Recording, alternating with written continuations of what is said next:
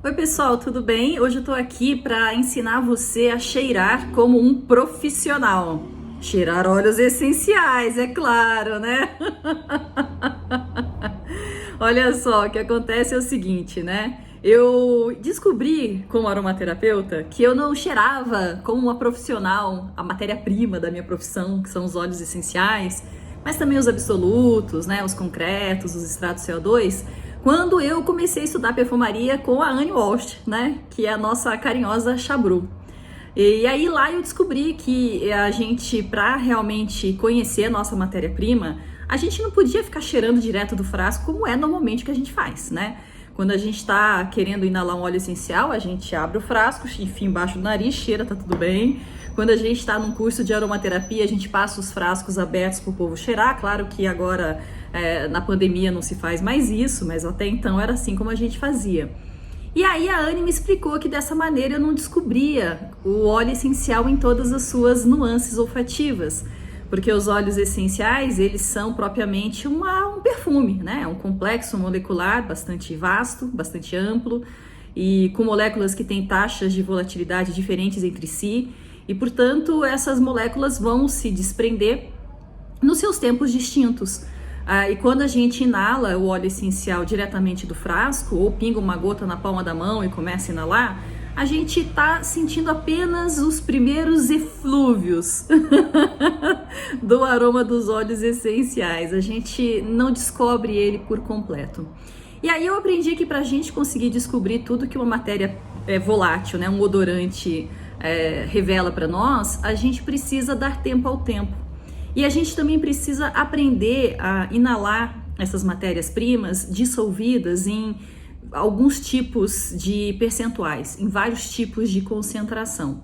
Claro que isso quando a gente está fazendo um treino do nariz para se tornar um perfumista, né? Mas eu acabei adaptando algumas dessas práticas que eu aprendi inicialmente com a Anne. E depois eu até fiz a minha formação na perfumaria paralela alguns anos atrás. A gente passou um ano inteiro cheirando matéria-prima propriamente utilizada na perfumaria, além dos óleos essenciais. Aí eu pude entender mais ainda esses ensinamentos. Então eu acabei adaptando um pouco a maneira como se treina o nariz no contexto de perfumaria para como a gente pode treinar o nosso nariz para o contexto de aromaterapia. E é uma coisa que eu aplico nos cursos da Casa Mai. Faz muitos anos que na Casa Mai a gente não passa mais o frasco para as pessoas cheirar. A gente trabalha com fitas olfativas, né? Aqui, por exemplo, eu tenho essas fitinhas olfativas que são todas personalizadas da Casa Mai. Tá vendo aqui, ó, né? Então faz bastante tempo que eu trabalho com elas. É um papel mata-borrão simples, tal. E ao mesmo tempo, quando eu tô no curso de formação ou cursos de formação que a Casa Mai oferece, seja uma formação mais rápida, seja uma formação mais longa, eu acabo ensinando os alunos a terem essa abordagem com os óleos essenciais, porque realmente a gente descobre muita coisa. Bom, a primeira questão é assim, a gente de fato vai precisar de um apoio, de um suporte para esse óleo essencial. Idealmente, a gente inalaria esses óleos essenciais, todos eles diluídos a pelo menos 20%, um único tipo de concentração, né, 20%, que você pode colocar em álcool de graduação alcoólica alta, como por exemplo um álcool de cereais ou um álcool neutro, né, 90% para cima. Na falta de um álcool de graduação alta, dá para colocar no álcool 70, ele interfere um pouquinho no cheiro. O álcool neutro, o álcool de cereais, ele tem um cheiro mais neutro, então a gente acaba preferindo eles, né? Mas se você não tiver muitos problemas com as coisas mais naturebas, você pode utilizar uma diluição de 20% em dipropileno glicol ou simplesmente em propileno glicol. Mas a galera não curte muito dentro da aromaterapia e, na verdade, a gente acaba nem fazendo esse exercício na aromaterapia com uma concentração já diluída de óleos essenciais. Eu tenho uma caixa de óleos essenciais, que é a que eu uso nos meus atendimentos, em que as principais matérias-primas minhas estão diluídas a 20%, por padrão. Eu tenho alguns outros óleos que são muito potentes, que eu diluo numa concentração inferior a essa, como por exemplo canela, né, cravo da Índia. Eu tenho alguns óleos que são muito caros, que eu também acabo diluindo numa proporção inferior a 20%, como baunilha, neroli, jasmim, né, uma camomila. Mas se são esses óleos mais comuns, eu tenho essa caixa com as matérias-primas diluídas a 20%, Porque daí na hora que eu tô atendendo e tô fazendo essa experimentação olfativa com o meu interagente, em vez de eu ficar pingando uma gota pura para ele inalar, o que acaba sendo um custo de material considerável, eu simplesmente pego a fita olfativa, mergulho no frasquinho, dou para a pessoa inalar e beleza. Aí é claro que na hora de usar o óleo essencial, ele vai utilizar 100% se for para inalação, ou nas concentrações usuais de aromaterapia se for para aplicação cutânea. Muito bem. Mas, e se você tiver meio assim sacudo de ter que ficar diluindo todo o seu arsenal de óleos essenciais, a dica é você cheirar a 100% mesmo, uma gota pura, mas obrigatoriamente colocando essa gota em algum suporte. O melhor seria o papel do tipo mata-borrão, né? Ou então o do tipo canson branco, que é um papel em que os alvejantes não interferem, não vão impactar na experiência olfativa daquele odorante, daquela matéria-prima. Agora, se no limite você não conseguir nenhum papel canson, nenhum papel de mata-borrão, que são, né, dessas fitas olfativas, ok, vai cheirar num lenço de papel normal, ou vai cheirar num papel sulfite, ou vai cheirar de repente num algodão, como o jeito que for. Mas idealmente as fitas olfativas elas são legais, mesmo porque a gente escreve na fita olfativa, e uma coisa que é importante é que essas fitas todas elas têm um pique, que é onde a gente dobra ela, né? E aí quando a gente vai colocar na mesa, então a gente coloca assim na mesa, a parte que tá com fita, que tá com óleo essencial na fita, fica para cima, então a gente não suja a nossa mesa, né? Então por isso é que a fita tem esse formato. E tem fitas de diversas qualidades, diversos sabores. Tem fita em forma de seta, tem fita quadrada, tem fita bem fininha, tem mais larga, aí vai depender muito do tipo de, enfim, de matéria fragrante que você está inalando. Mas as da Casa Maia eu gosto dessas aqui, me adaptei bem e beleza. E aí quando você pingar a gota de óleo essencial no teu apoio, você balança essa matéria-prima na frente do teu nariz, porque essa pequena movimentação de ar cria uma espécie de vórtice, né, para você sentir melhor as moléculas, mas é claro que você não precisa balançar, você pode simplesmente cheirar. A gente normalmente não encosta a fita no nariz, porque a matéria que tá aqui, ela pode ser um pouco irritativa, sensibilizante, e aí, né, machuca a pele do nariz, ou também porque contamina, né, o teu olfato e você depois fica só cheirando aquele óleo essencial que encostou na pele. Então a gente só balança na frente ou simplesmente aproxima para inalar. E quando você for inalar, você vai fazer algumas anotações. E mais do que isso, você vai inalar a mesma fita olfativa em tempos diferentes. E então isso é que é uma coisa importante que a gente aprende em perfumaria. Porque os óleos essenciais, sendo uma pirâmide olfativa, se a gente inala uma vez, beleza, a gente não consegue descobrir como que esse óleo essencial se volatiliza e se comporta, olfativamente falando, na linha do tempo. Então, para isso, a gente precisa estabelecer alguns marcos temporais para inalar a mesma fita. E quando a gente estiver inalando a mesma fita, a gente não repõe a gota na fita. É a mesma gota desde o início, porque justamente a gente quer ver como é que esse óleo se comporta na sua secagem. Então, quando eu ensino os meus alunos, eu falo para eles o seguinte, ó, vocês vão inalar no tempo 0, e depois eu falo, vocês vão inalar no tempo 15 minutos, no tempo 60 minutos e no tempo 180 minutos. Mas isso não é um padrão e você pode estabelecer os tempos que for melhor para você. A minha sugestão é que você faça sempre a inalação do tempo 0, porque você quer ver como é que o óleo essencial se comporta no momento em que você pingou ele no papel. E depois que você faça a segunda inalação até no máximo 30 minutos, porque é para você conseguir conhecer bem as notas de topo, né, da composição química desse óleo essencial. A partir dos 30 minutos, até mais ou menos 2 horas, 3 horas, a gente vai sentir as notas de coração da composição química de um óleo essencial. Claro que isso varia enormemente, então isso não é um padrão, é apenas uma média muito assim larga para a gente poder escolher o terceiro tempo de inalação. Eu gosto normalmente de fazer em 1 hora, mas eu diria que para você inalar no máximo até 1h30, talvez 1h40, que é para você perceber a secagem, o corpo desse óleo essencial, aonde que está a alma dele. E aí depois é interessante que você faça a 4ª inalação, depois de ter aguardado pelo menos umas 2 horas, mas idealmente 3, se você quiser esperar 4, aí tanto faz, que é para você ver quais são as notas fixativas deste óleo essencial, ou seja, aquelas moléculas que são as menos voláteis da sua composição química e que vão trazer a característica, ou não, né? Porque às vezes a gente cheira no T180 e não tem mais cheiro de nada, para aquele óleo essencial. Então, realmente, estabelecer esses 4 marcos temporais faz com que você descubra todas as facetas olfativas de um óleo essencial. Eu brinco muito que tem alguns óleos essenciais que eles se transformam completamente na sua secagem. Pega, por exemplo, o eucalipto glóbulos, você só vai sentir o cheiro de chulé dele na secagem, né? Você pega, por exemplo, os óleos que são cítricos, eles se transformam na secagem, porque eles ficam muito fracos, e você começa a perceber um pouco aquelas notas mais amargas, que tem um pouco de cheiro de oxidado deles, a partir do momento em que as notas mais voláteis forem embora. Quando você pega, por exemplo, um patchouli, ele se transforma na sua secagem. Ele é um óleo, às vezes, muito fresco, quase gelado no início, e depois ele vai ficando mais amadeirado, esfumacento, com notas um pouco terrosas, né? Enfim, e você vai cheirar, por exemplo, uma lavanda. A lavanda é uma coisa no começo, outra coisa no final. E a gente precisa conhecer essas nuances todas, sobretudo se você tá querendo se envolver em perfumaria natural ou então aromaterapia para ambientes e fazer sinergias com uma pegada também de perfumaria, porque você justamente combina os tempos em que você quer exaltar aquela determinada faceta com o tempo de outros óleos essenciais. Então, se você quer exaltar, por exemplo, a faceta cítrica do olíbano, que é uma faceta que está presente aí até mais ou menos o T30, você não vai poder sufocar essa faceta com outros óleos que sejam muito potentes até o T30. Então você vai ter que deixar óleos sutis até o T30 para depois trazer a beleza desses outros óleos essenciais a partir do T30, porque senão você sufoca, por exemplo, o topo cítrico de um olíbano.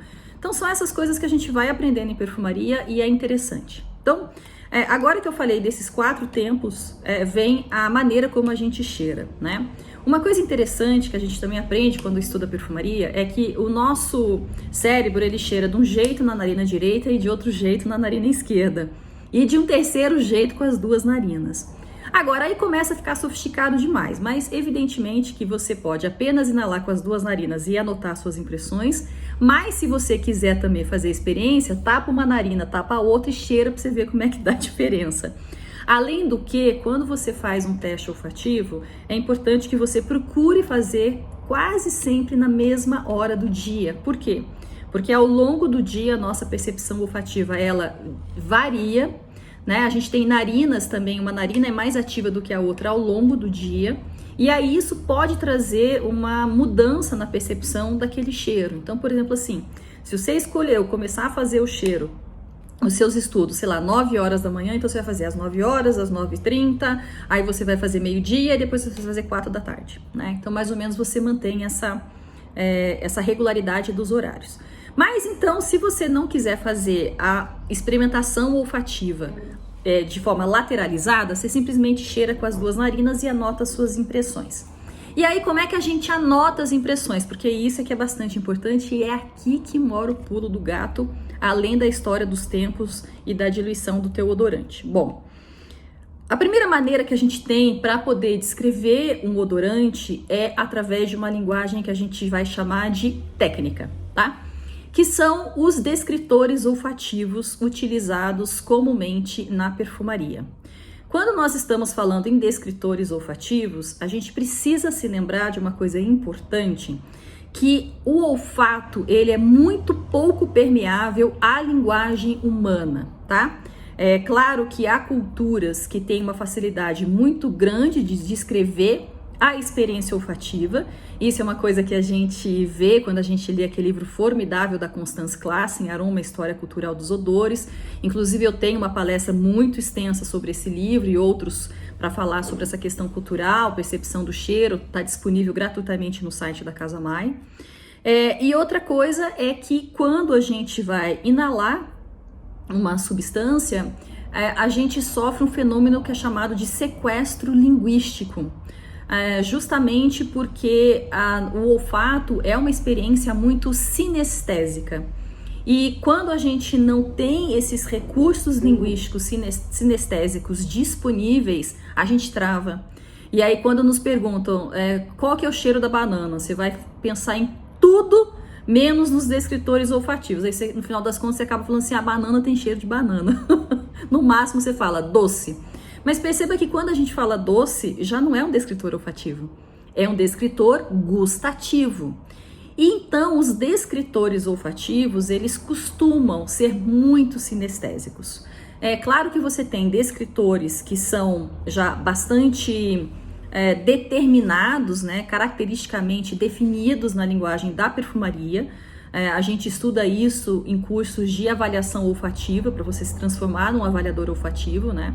Então, quando você fala, por exemplo, do aroma seco, do aroma doce, de um floral, de um herbal, de um lactônico, de um indólico, você fala uma faceta animálica, você vai falar de uma faceta ozonal, todos esses descritores estão perfeitamente caracterizados, né? Com o seu range de moléculas e range de matérias naturais que se adequam a eles.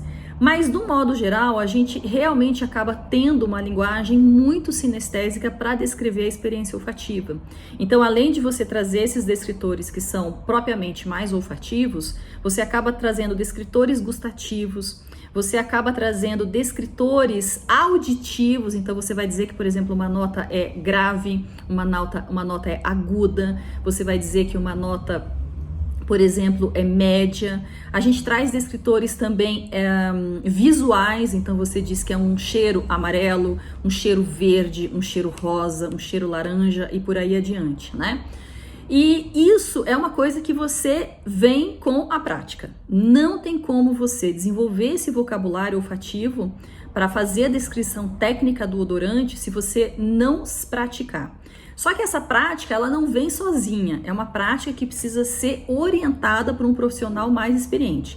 Então, no final das contas, a gente aprende a descrever cheiros aprendendo, né, ficando do lado de quem já sabe descrevê-los. E essa foi uma experiência formidável que eu tive, por exemplo, na Perfumaria Paralela, que a gente fazia aula com a Mônica Rosseto, a maior parte delas, e aí ela é uma perfumista sensacional, e a gente aprende muito, né, sobre como descrever os cheiros.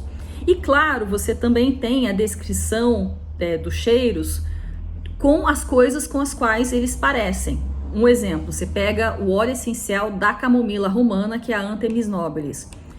Tem várias coisas que você pode falar sobre as facetas olfativas desse óleo. Herbal, frutal, floral, enfim. E aí, de repente, você solta, tem cheiro de maçã verde. Então, isso são coisas que a gente acaba fazendo depois que a gente já esgotou os descritores olfativos, porque a gente etiqueta aquele odorante com alguma outra coisa que existe, cujo cheiro é bem presente para nós, e a gente acaba usando essa outra coisa para descrever o cheiro. Então você vai dizer que, por exemplo, o jasmim tem cheiro de tutti-frutti, né, de melicinha. Coisas desse tipo são interessantes para a gente poder etiquetar aquela experiência olfativa do odorante de uma maneira mais imediata na nossa cabeça.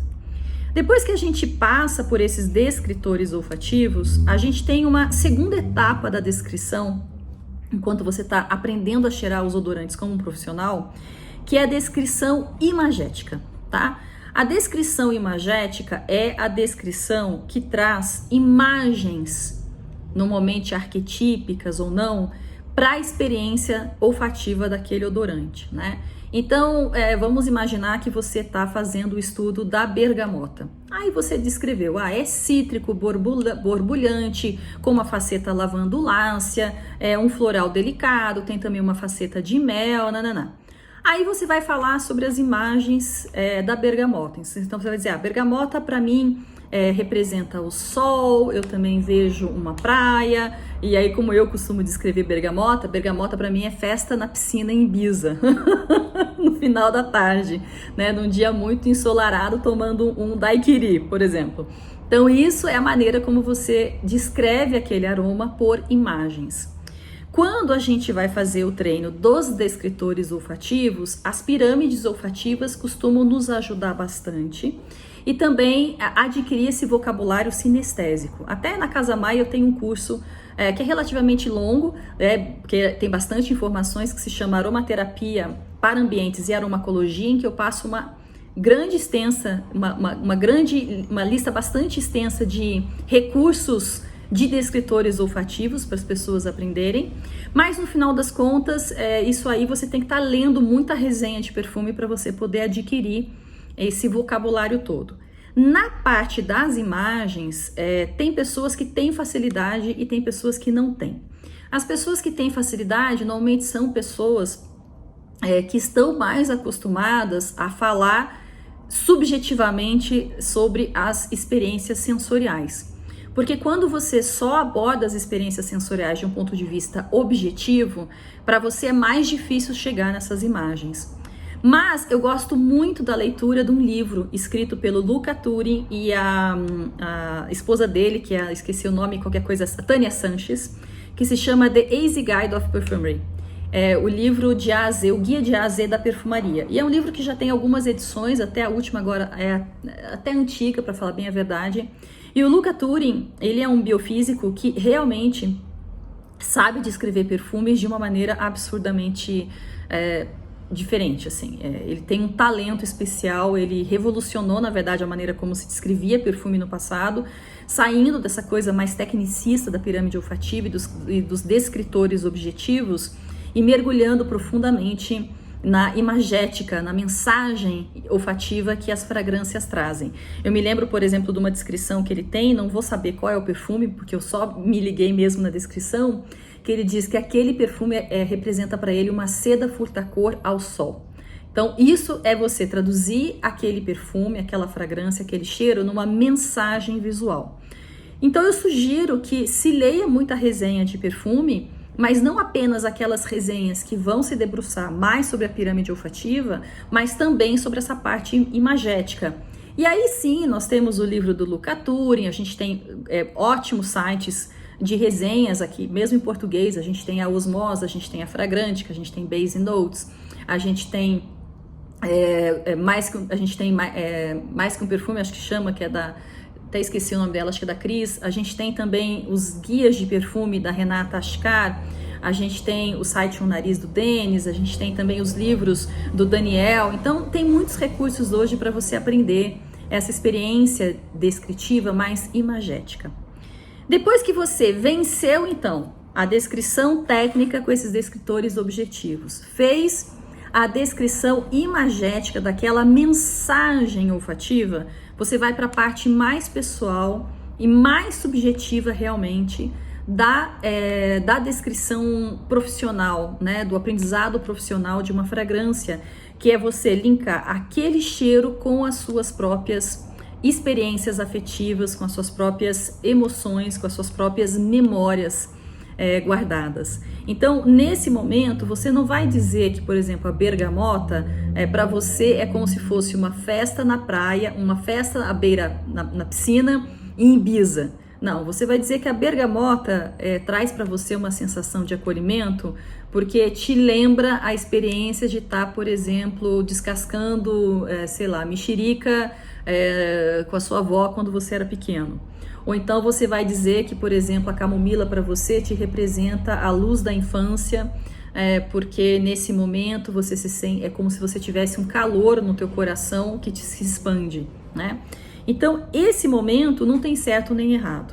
E, para falar bem a verdade, não tem certo e errado também nas imagens, porque a gente está falando de semiótica, e quando a gente fala de semiótica, existe muito espaço para subjetividade.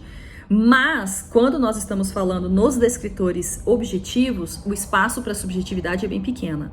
Uma coisa é você dizer para mim, Maíra, para mim, jasmim é doce. E outra coisa é você dizer, para mim, jasmim tem cheiro de folha seca. Aqui tem pouco espaço para você achar uma coisa e eu achar outra. Porque os descritores, eles são mais objetivos. Então, se você percebe uma nota que é muito diferente do que aquilo que do que já se usa para descrever aquele cheiro, a boa chance é de que você não está sabendo usar os descritores corretos, né? E aí é uma questão realmente de estudo e de aprendizado com pessoas que se dedicam a isso. Mas quando a gente vai para a parte das imagens ou das experiências afetivas, dos significados afetivos, aí não tem certo nem errado. Então, se para você bergamota sei lá, capim-limão, por exemplo, é doce, isso é uma questão, isso é um problema de descritor olfativo. Agora, se para você capim-limão é enjoativo, isso já é realmente a tua própria experiência, a sua idiosincrasia sendo colocada na experiência olfativa, né? E aí você vai tentar associar essas memórias, essas emoções, ou vai tentar colocar também isso em sensações que te trazem no corpo, e tudo isso você vai anotando no papel. E aí chega um momento em que aquele óleo essencial ele ganha determinadas etiquetas na tua cabeça, e essas etiquetas elas fazem com que você acesse aquele odorante mais facilmente quando você percebe ele dentro de uma fragrância, de um buquê, de um acorde, ou de um perfume, de uma sinergia, seja lá o que for, né? E é assim que você vai se apoderando desses óleos essenciais, desses odorantes e fazendo com que eles sejam mais seus, né? E isso nos torna mais profissionais na hora de desenvolver sinergias ou desenvolver sinergias para ambiente ou simplesmente um perfume terapêutico, porque a gente não aborda mais os óleos essenciais, os odorantes, apenas do ponto de vista da nossa experiência, mas a gente também começa a abordar esses óleos essenciais do ponto de vista de uma experiência um pouco mais generalizada, né? Que não se refere apenas a nós mesmos, mas se refere a uma espécie de cultura, né? Uma espécie de alguns pressupostos, algumas premissas, de uma tradição de abordagem daquelas fragrâncias. Então isso acaba sendo muito interessante, porque o maior crime que existe para um perfumista profissional é não gostar de um determinado ingrediente, né?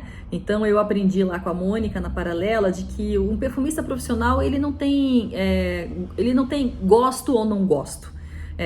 Quando ele, digamos assim, não gosta, no mínimo ele vai dizer assim, isso aqui é interessante.